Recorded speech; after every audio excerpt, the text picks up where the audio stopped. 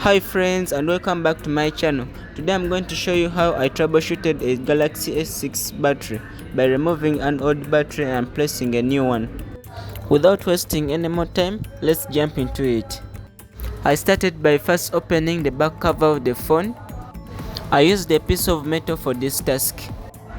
What you should know about these phones is that the back cover is stuck with the phone with phone glue, which is placed between the phone and the back cover. After a couple of some minutes, I finally removed the back cover. The inside part is now exposed. The black thing here is the wireless charging pad. The battery is now exposed as well. I proceeded by opening the phone screws using a screwdriver. I had also somehow forgot to remove the card slot, so I removed it at this stage.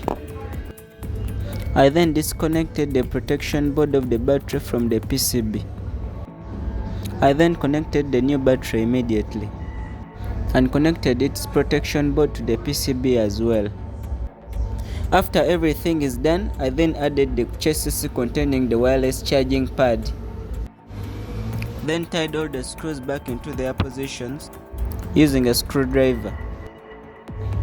From this point, in order to place the back cover, I first cleaned where the back cover is going to be placed. Then I added the adhesive glue onto the back cover. Then I placed back the back cover onto the phone and pressed it so that the glue sticks with the phone.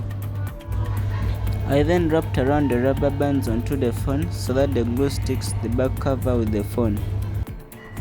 From this point, I switched on the phone to see whether the battery works fine.